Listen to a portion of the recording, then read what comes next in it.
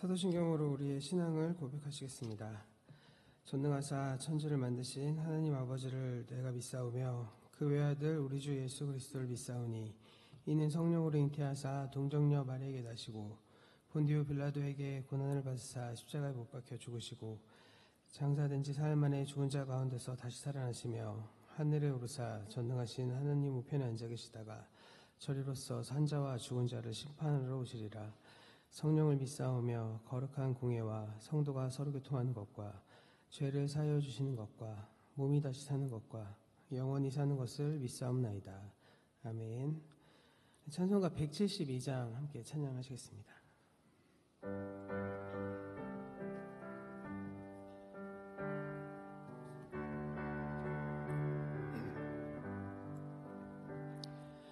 빈들의 마른 불같이 시들은 나의 영혼 주님의 허락한 성령 간절히 기다리네.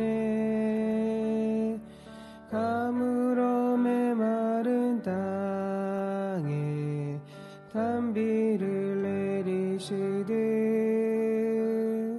성령의 단비를 부어 새 생명 주옵소서. 반가운 빗소리 들려 산천이 춤을 추네. 봄비로 내리는 성령 내게도 주옵소서. 가물어 메마른 땅에 단비를 내리시듯 성령의 단비를 부어 새 생명 주옵소서. 절 따라 우로를 내려 조목이 무성하니 갈급한 내 심령 위에 성령을 부으소서. 가물어 메마른 땅에 단비를 내리시듯 성령의 단비를 부어 새 생명 주옵소서. 참되신 사랑의 언약 어길 수 있사오랴. 오늘의 흡족한 은혜 주실 줄 믿습니다. 가물어 메마른 땅에 단비를 내리시듯 성령의 단비를 부어 새 생명 주옵소서.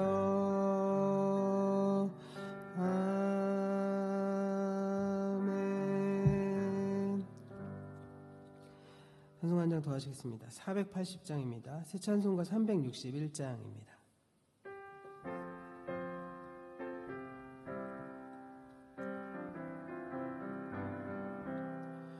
기도하는 이 시간 주께 무릎 꿇고 우리 구세주 앞에 다 나옵니다.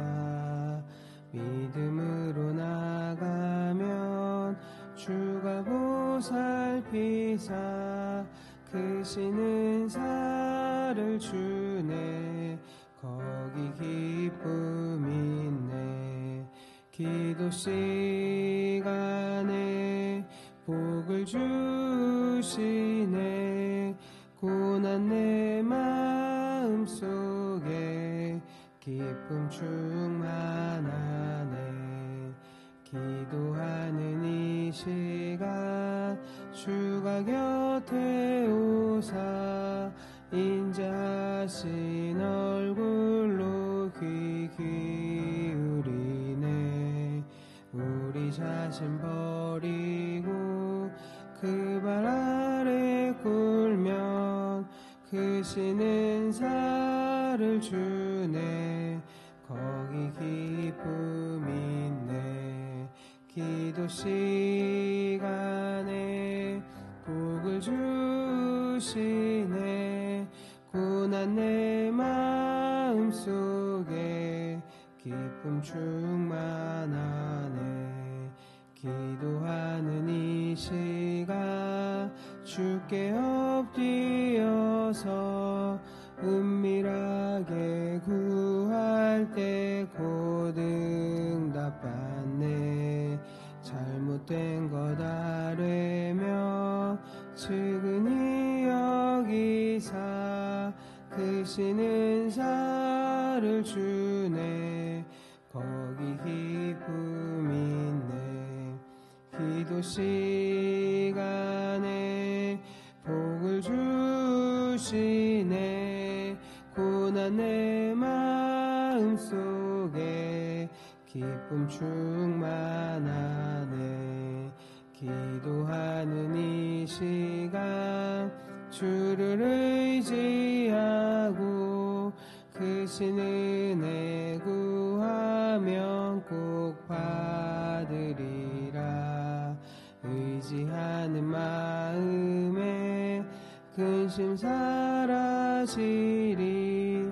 크신 은사를 주네. 거기 기쁨 있네. 기도 시간에 복을 주시네. 고난 내 마음속에 기쁨 충만하네. 아멘. 기도하시겠습니다. 참 좋으신 하나님, 오늘도 주님의 은혜 가운데 새나 허락하여 주셔서 주의 전에 나와 기도로 하루 시작할 수 있는 은혜 허락하시니 참으로 감사드립니다. 주님의 은혜 가운데 이 자리에 한신교회를 세워주시고 한민족을 신자하는 사명 감당케 하시고 생명을 살리는 교회이며 성령 충만한 교회로 그 사명 감당케 하시니 참으로 감사드립니다.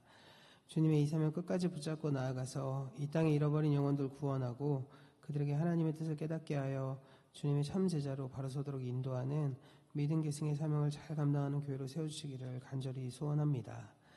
바라옵기는 주님 주신 이 사명 잘 감당할 뿐만 아니라 더욱 확장시키고 부흥케 하기 합당한 3대 목사님이 세워질 수 있도록 인도하여 주셔서 순적한 청빙 과정이 되게 하시고 하나님의 강력한 역사하심으로 말미암아 새로 오신 목사님이 하나님께 합당한 목자로 세워질 수 있도록 인도하여 주시옵소서. 주님, 이 시간 나라와 민족과 세계 열방을 위해서도 기도드립니다. 죄로 인해 깨어져 하나님의 뜻이 무너져버린 이 땅 위에 하나님의 구원의 역사가 일어나게 하여 주시고 이 땅의 회복의 역사가 속히 일어나게 하여 주시옵소서. 지금도 원치 않는 전쟁과 질병과 기후위기로 고통받고 있는 연약한 자들을 긍휼히 여겨 주시옵소서. 주님, 이제 주님의 말씀 받습니다. 하나님의 말씀이 우리 속에 역사해 주셔서 주님의 말씀 들을 때마다 주님께서 하시는 말씀이 분별되게 하여 주시고 우리 속에 새겨지는 놀라운 역사가 일어나게 하여 주시옵소서. 감사드리며 예수님의 이름으로 기도드립니다. 아멘. 지금 함께 보실 말씀은 사도행전 13장 1절부터 4절까지 말씀입니다.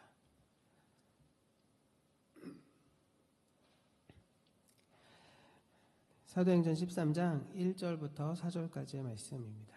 제가 가진 성경은 신약 209페이지에 있습니다.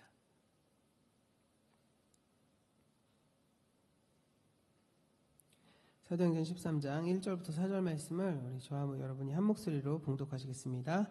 안디옥 교회에 선지자들과 교사들이 있으니 곧 바나바나 니게르라 하는 시므온과 구레네 사람 루기오와 분봉왕 헤롯의 젖동생 마나엠과 및 사울이라. 주를 섬겨 금식할 때에 성령이 가라사대 내가 불러 시키는 일을 위하여 바나바와 사울을 따로 세우라 하시니 이에 금식하며 기도하고 두 사람에게 안수하여 보내니라. 두 사람이 성령의 보내심을 받아 실루기아에 내려가 거기서 배를 타고 구브로에 가서. 아멘. 우리 지난 시간까지 사도행전 전반부에 해당되는 12장의 말씀, 그러니까 예루살렘 교회 이야기를 함께 나눠 보았습니다. 그리고 오늘부터는 사도행전의 후반부인 13장 이후로 넘어가려고 하는데요. 오늘은 후반부를 본격적으로 시작하기에 앞서서 사도행전에 나오는 그 이야기들을 우리 현실에 비추어서 어떻게 이해하고 또 어떻게 적용할 것인가에 대한 질문을 가지고 그에 따른 문제들 몇 가지의 내용들을 함께 생각해 보고자 합니다. 설교의 중심으로 넘어가기 전에요. 먼저 오늘의 말씀의 전후의 맥락을 조금 살펴보려고 합니다. 오늘 말씀은 안디옥 교회가 바나바와 사울을 선교사로 파송하는 장면이 기록되어 있습니다. 안디옥 교회는 사도행전에서 새로 나타난 신생교회인데요. 8장부터 12장에 나오는 이 사도행전에서 나타난 5갈래의 이야기 중에 네 번째 이야기에서 살펴보는 것처럼 무명의 전도자들로 인해서 안디옥 교회가 세워집니다. 이 안디옥 교회가 태어나는 과정이 20절과 21절에 담겨져 있고요. 그에 이어지는 22절의 말씀을 보시면 그렇게 안디옥 교회가 세워진 후에 예루살렘 교회가 바나바를 파송해서 그 교회를 돌보게 합니다. 그런데 22절 말씀에서 이 바나바가 안디옥에 가기 전에 먼저 어디를 들리냐면 다소를 들리고요. 그곳에 있는 사울을 찾아갑니다. 그리고 사울과 함께 안디옥 교회로 가서 1년간 거기에 머물면서 사람들을 가르칩니다. 그러다가 예루살렘 지역에 큰 기근이 일어나게 되고요. 유대 지방에 사는 성도들이 어려움을 겪게 되자 안디옥 교회가 이제 구제금을 거두어서 이제 예루살렘 교회를 이제 돕기로 합니다. 그래서 30절에 의하면 바나바와 사울이 구제금을 전달하기 위해서 예루살렘 교회로 이렇게 내려가는 장면이 나옵니다. 그렇게 이제 바나바와 사울이 예루살렘에 머물고 있는 동안에 이제 12장에 나타난 사건, 그러니까 베드로의 순교 직전의 상황의 사건들을 이 바나바와 이 바울이 경험하게 되는 것이 구체적으로 나오진 않지만 맥락상 그들이 그 장면에 함께 있었다는 것을 알 수가 있는 내용들이 있습니다. 헤롯 아그리파 1세가 사도들을 박해하는 일들이 일어났고요. 그리고 이제 헤롯 아그리파 1세는 12장 마지막에 하나님의 벌을 받아서 벌레에 이제 충에 먹혀 죽게 된다 이렇게 말씀이 나옵니다. 그리고 나서 12장 마지막 25절에 의하면 바나바와 사울이 이제 구제금을 전달하는 일을 마치고 예루살렘으로부터 안디옥으로 돌아가는데 그때 그들이 돌아올 때 우리가 잘 아는 마가 요한을 함께 데리고 오는 장면이 쓰여져 있습니다. 이 마가 요한은 전에도 한번 말씀드린 적이 있었는데 베드로가 헤롯 아그리파 1세에게 잡혀서 감옥에 갇혔을 때 초대교회가 이 베드로를 위해서 이제 간절히 기도하는 장면이 나옵니다.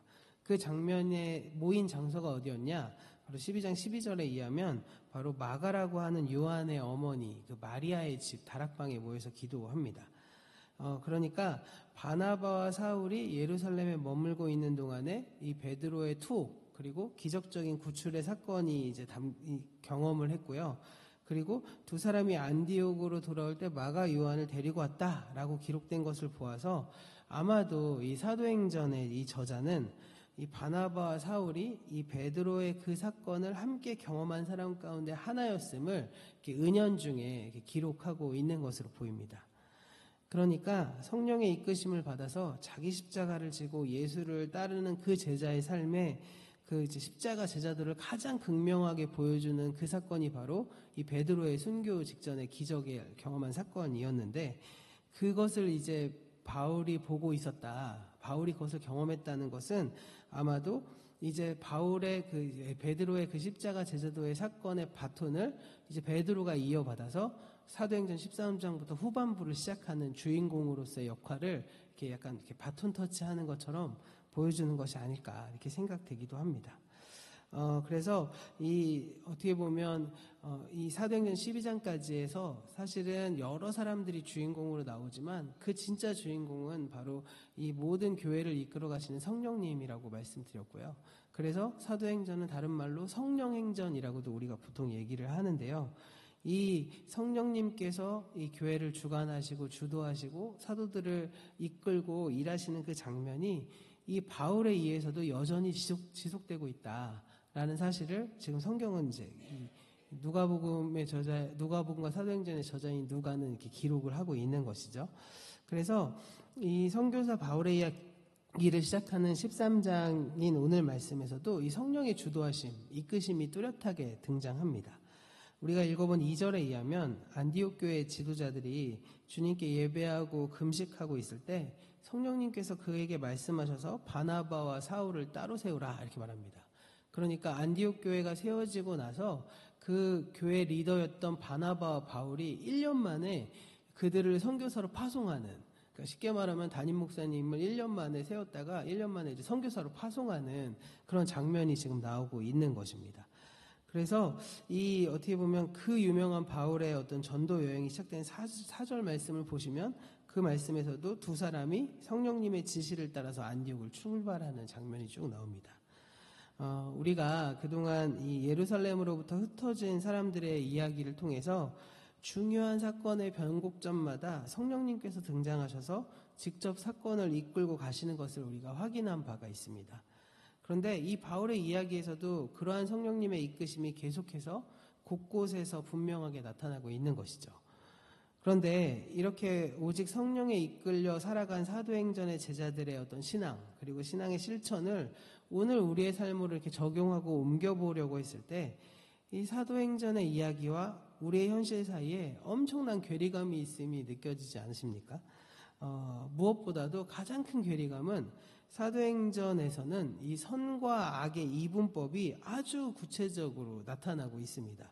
그러니까 그동안 함께 읽어본 사도행전 12장까지의 내용에서 보면 이 세대의 질서와 하나님의 어떤 확장이 막 충돌하고 있어서 긴장관계가 엄청나게 이렇게 막 드러나서 어느 때는 하나님의 어떤 그 힘이, 기적적인 힘이 이기기도 하고 스데반의 순교와 같이 이제 어떻게 보면 무너지기도 하고 예루살렘 교회가 박해를 받는 그런 장면도 막 나오고 있지 않습니까?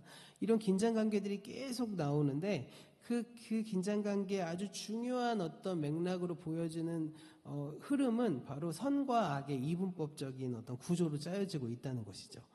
그래서 사도행전에서는요, 2세대의 질서를 대변하는 사람들을 주요 대상으로 누구를 삼냐? 12장까지는 사내들인으로 보고 있습니다.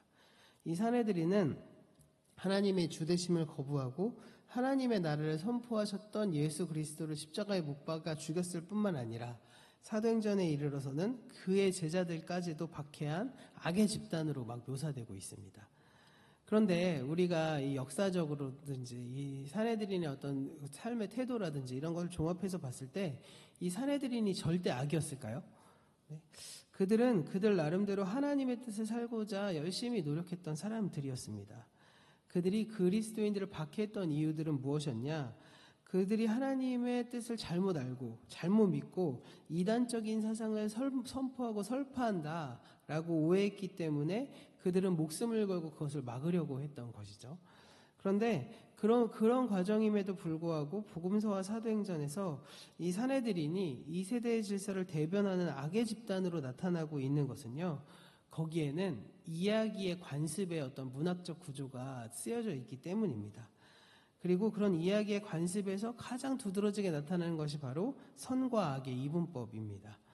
물론 이 선과 악의 이분법은 성경에만 나타나 있지 않습니다. 과거의 기록의 대부분의 이야기들은 끊임없이 이런 이분법적인 구조가 담겨져 있거든요. 그런데 이러한 특징은 소설이나 영화뿐만 아니라 역사 기록에도 나타납니다. 왜냐하면 역사도 이야기의 문학의 형식을 취하고 있기 때문이죠. 그러니까 역사는 사실의 기록이지만 그냥 단편적인 사실을 모아놓은 것이 아니지 않습니까? 사실을 이야기로 구성해 놓은 것이 바로 역사입니다. 그러니까 역사도 이야기의 한 장르이기 때문에 이야기의 특성이 역사 안에서도 그대로 드러나는 것이죠. 그런데 우리가 주목해야 할 것은 그런 이야기의 특성이 성경 안에서도 드러난다는 것입니다. 그래서 우리가 어떻게 보면 주목해야 할 사실은 우리가 읽고 있는 사도행전의 역사에서도 이러한 기록들이 끊임없이 나타나고 있다는 것을 좀 보셔야 됩니다. 왜 그럴까요? 전에도 한번 말씀드린 바가 있는데 하나님께서 하나님의 뜻을 계시하시기 위해서 사람의 언어, 사람의 문화, 사람의 관습을 사용하시기 때문입니다. 하나님이 하나님의 뜻을 그냥 하나님의 지성과 하나님의 능력으로 쫙 보여주시면 우리가 알아챌 수 있을까요? 우리가 그것을 알아채면 우리가 하나님과 같은 능력을 가진 사람이라는 뜻이잖아요. 그렇죠? 그 존재 자체가. 그렇기 때문에 하나님이 하나님의 뜻을 우리에게 설명해 주시기 위해서 우리가 이해할 수 있는 방법과 방향과 문화를 사용해서 하나님의 뜻을 우리에게 알려주시는 것입니다. 이게 2000년 전에는 그 2000년 전 사람들의 지성과 영성으로, 오늘날의 우리 사람들의 지성과 영성과 문화적인 측면으로 하나님은 하나님의 계시를 우리에게 보여주기를 원하시는 것입니다. 이스라엘과 초대교회에 벌어진 사건들이 역사로 기록되는 과정 속에서 자연스럽게 모든 역사의 문학들이 가지고 있는 이야기로서의 특성, 이야기로서의 관습이 성경 안에 그대로 들어오게 됐습니다. 또한 더 나아가서 성경이 히브리어와 헬라어로 기록되는 과정 안에서도 헬라어와 히브리어 문법이 이제 사용되는 것처럼, 더 나아가서 시의 장르, 시편 같은 장르에선 시의 문학적인 관습이 사용되고, 서신서에서는 편지 양식의 순서대로 들어있는 그 편지의 관습이 그 시대의 문화적 관습이 사용되어 있는 것처럼, 역사도 마찬가지로 이 서서 장르에는 이야기의 관습이 사용되었다는 것입니다. 따라서 우리가 이 사도행전의 내용을 우리의 현실에 어떻게 보면 적용할 때 그 이야기의 관습이라고 할 수 있는 선과 악의 이분법을 좀 감안하시고 읽으셔야만 한다는 겁니다. 말하자면 사도행전에 나타나는 선과 악의 이분법을 그냥 우리의 현실에 그대로 가져오시면 안 된다는 거죠. 다시 말해서 우리가 살면서 마주대하고 있는 어떤 사람들, 어떤 대상들, 어떤 집단들을 저 사람들은 사내들이냐 라고 하는 어떤 악한 집단으로 간주하면서 동일시에서 저 사람들이 바로 이 세대의 질서다 이렇게 선언하고 판단하시면 안 된다는 겁니다. 반대적인 측면으로 볼까요? 저 사람들이 이 세대의 질서가 되면 그럼 저희는 뭐가 되죠? 선이 되는 거잖아요. 그런데 우리를 아주 간단하게 선으로 간주해서도 안 된다는 것을 우리는 우리 스스로 너무 잘 알고 있지 않습니까? 우리는 종종 다른 사람들을 보면서 우리 자신이 어떻게 보면 선이라고, 우리 자신이 옳다라고 말을 하지만 그 내면 깊은 곳에서 보면 우리 안에도 얼마나 많은 악이 있는지 모릅니다. 무엇보다 나 자신을 선으로 규정할 수 없는 가장 강력한 근거는 무엇일까요? 우리는 하나님의 뜻을 명확하게 알지 못한다는 것입니다. 사도행전이 우리의 삶에 적용돼서 우리의 삶이 성령행전이 되고자 하길 원하신다면 우리가 먼저 하나님의 뜻을 분명히 아셔야 되고, 그래야 성령에 이끌려 살아갈 수 있을 텐데, 우리의 삶을 보시면 우리가 하나님 안에서 성령에 온전히 이끌리는 삶을 살아가지 못하고 있는 것을 우리는 잘 알고 있지 않습니까? 그렇기 때문에 하나님께서 우리에게 어떻게 보면 이 성령의 역사하심으로, 성령의 주도하심으로 우리를 이끌어 가시고자 하지만 우리가 그것을 판단할 수 있는 근거나 영적인 민감성이 부족하기 때문에 하나님의 뜻을 우리가 명확하게 알아갈 수 없어서 우리 자신이, 우리가 하는 판단이, 우리가 하는 생각이 완전한 선이라고 믿으며 나아갈 수 없는 것이기도 한 것입니다. 그런데 중요한 사실은 무엇이냐? 그러면 하나님이 문제일까요? 저희가 문제일까요? 우리가 문제인 거죠. 우리가. 하나님께서는 제가 아주 자주 말씀드리는 내용이 있는데 무엇이냐면, 하나님은 옆에서 우리에게 쉴 새 없이 말씀하시는데 우리의 귀가 어두워서 그것을 듣지 못하는 것이고, 하나님이 하나님의 뜻을 우리에게 계속 보여주시는데 우리의 눈이 어두워서 그것을 알아채지 못하고 있을 뿐인 것이죠. 하나님은 역사를 통해서도, 모든 상황을 통해서도 우리 모두에게 하나님의 뜻을 계속 알려주기를 원하십니다. 네가 어떻게 해야 그래, 네가 요 단계 통과했으니까 내가 알려줄게, 이러시는 분 아니라는 것이죠. 계속 하나님의 뜻을 알려주고 싶어 하시는데 우리 하나님의 영적인 눈, 귀, 이것들이 어둡기 때문에 그런 문제가 일어나는 것이지 않을까요? 그렇지만 그럼 여기서 중요한 사실은 하나님이 우리에게 계속 말씀해 주시는 사인이 있다는 겁니다. 우리에게도 이런 경험이 있지 않습니까? 예를 들어서 어떤 사람을 위해서 기도하는데 갑자기 성경 말씀이 떠오르시거나, 아니면 귀로 분명히 들려온 것은 아니지만 마음속에 어떤 불현듯 어떤 문장이 떠오르거나, 어떻게 보면 이게 귀로 들은 건 아닌데 들었다고밖에 생각할 수밖에 없는 그러한 상황을, 그런 경험을 우리는 하나님께서 나에게 말씀하신 것인가? 라고 판단하게 되는 근거가 됩니다. 그리고 그것을 하나님의 음성으로 믿기도 하죠.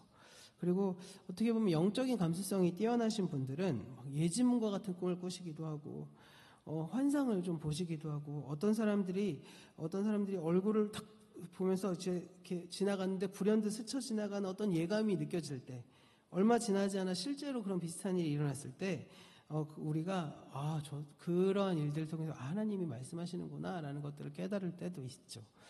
평범한 사람들도 기도할 때 비슷한 경험을 많이 합니다. 예를 들어서 어떤 문제를 놓고 기도하는 가운데 막 마음속에 평안이 찾아오거나 계속 기도하는 가운데 어떤 상황이 한쪽으로 계속 움직여가고 있는 것을 느끼던지, 아주 중요한 순간에 어떤 분을 통해서 시의적절한 조언을 해줄 때 우리는 그것을 하나님의 음성으로 듣게 됩니다. 우리의 신앙의 과정 속에서 우리 여러분들은 어떠한 경험을 가지고 계신지 잘 모르겠습니다. 저는 약간 영적인 감수성이 좀 부족한 사람이거든요. 좀 무디인 사람이라서, 그래갖고 막 이렇게 거의 어떻게 보면 환상을 본다든지 뭐 이런 것들은 거의 일어나진 않지만, 그럼에도 불구하고 부족한 저에게도 그러한 경험이 신앙의 여정 속에서 몇 번 있었거든요. 근데 저는 하나님이 그런 방식으로 또 분명히 저희에게 말씀하신다고 믿습니다.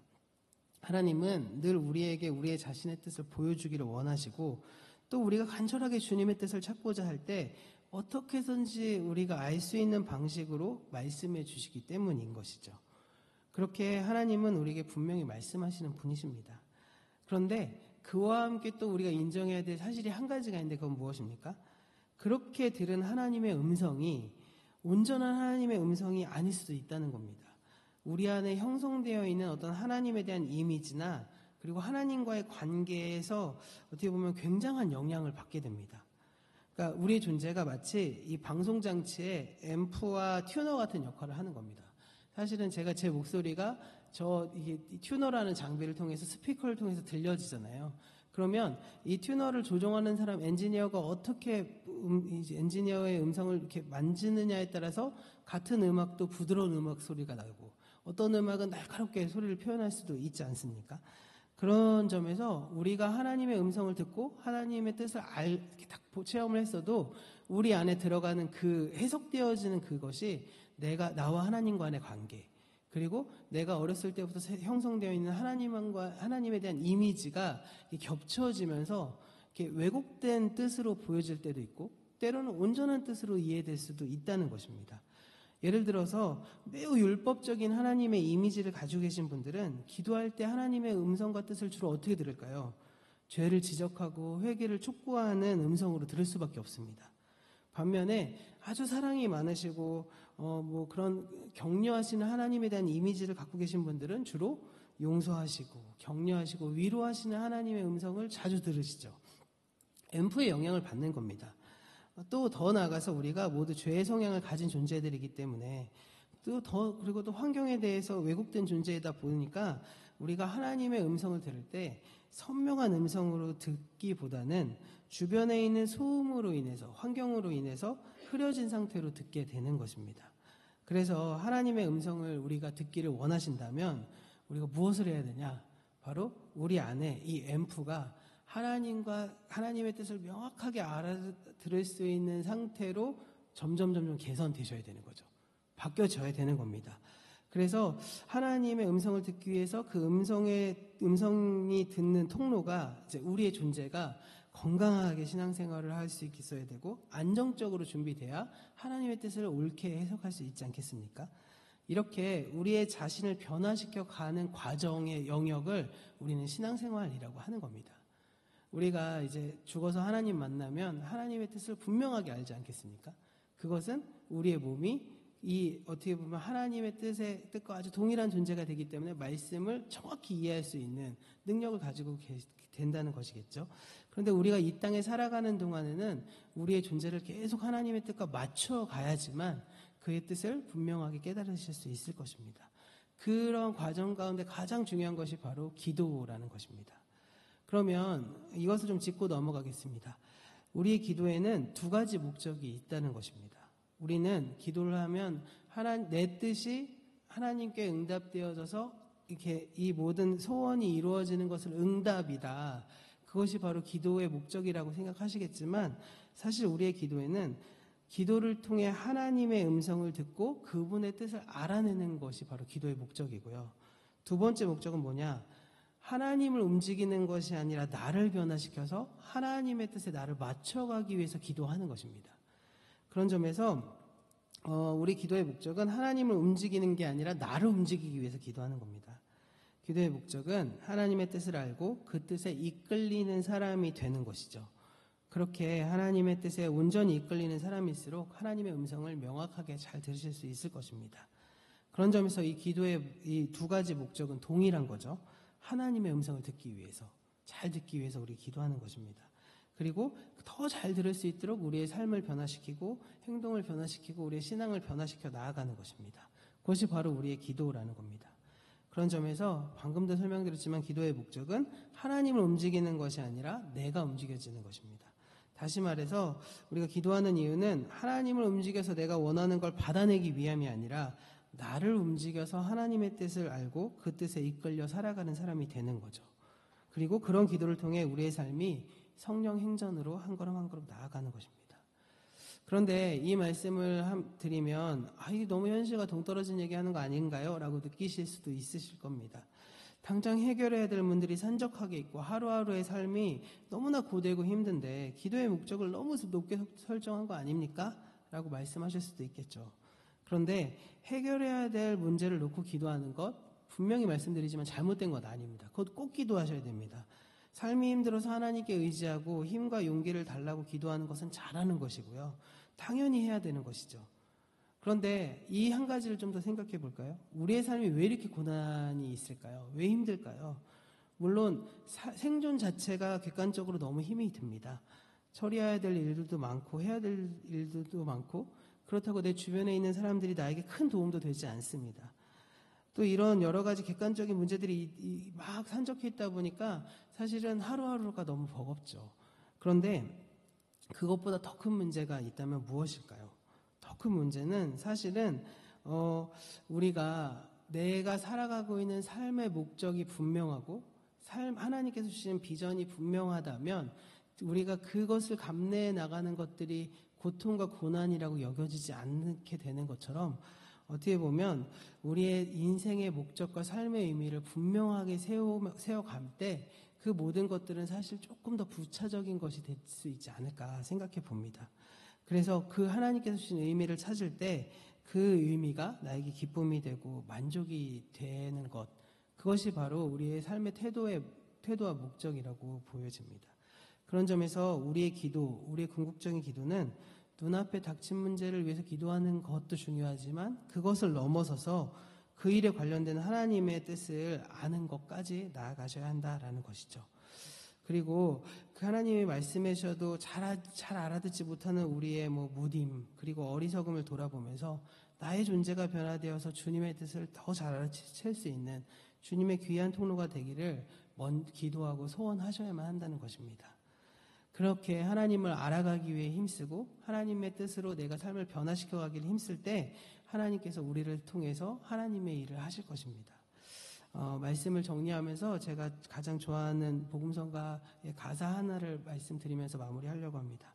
제가 시선이라는 찬양을 굉장히 좋아하는데요. 이 시선이라는 찬양을 가만히 보시면 이런 내용입니다. 내게로부터 눈을 들어 주를 보기 시작할 때 주의 일을 보겠네. 내 작은 마음 돌이키사 하늘의 꿈 꾸게 하네. 주님을 볼 때 모든 시선을 주님께 드리고 살아계신 하나님을 느낄 때 내 삶은 주의 역사가 되고 하나님이 일하기 시작하네. 이런 찬양입니다.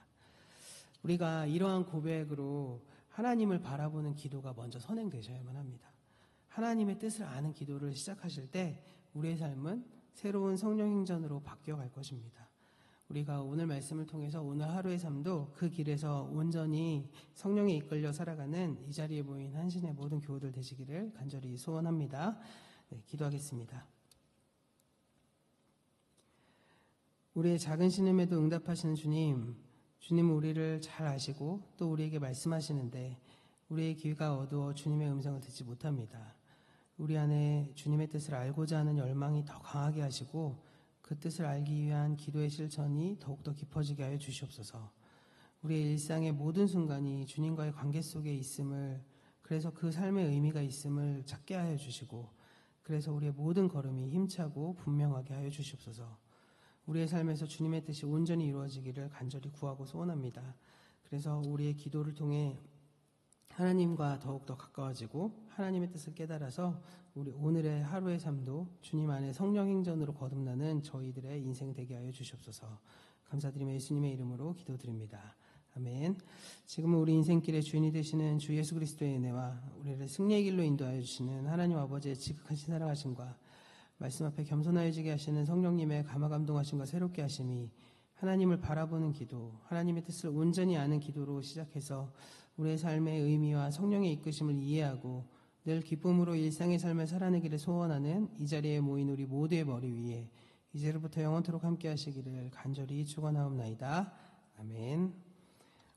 이 시간 감사 헌금 무명으로 드리셨고요. 우리 최명준 권사님 1,000번째 헌금 드리셨습니다. 하나님의 은혜가 함께 하시기를 주님의 이름으로 축원합니다. 오늘 주신 말씀의 은혜 기억하시면서 함께 기도하시겠습니다. 우리 안에 주님의 뜻을 알고자 하는 열망이 강하게 하여 달라고, 또 그리고 그 뜻을 알기 위한 기도의 실천이 더 깊어지게 해달라고 기도해 주시고요.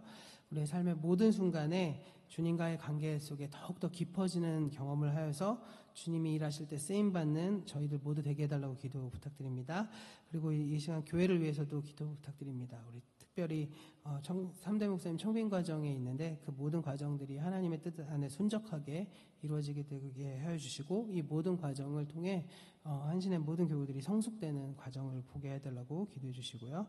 특별히 우리 환우를 위해서도, 그리고 또 기도가 필요한 지체들을 위해서, 슬픔당한 가족들을 위해서 기도해 주시고, 마지막으로 이 자리에 각자 가지고 오신 개인 기도 제목을 우리 두 손 들고 주님의 이름을 한번 부르짖으며 기도하시겠습니다.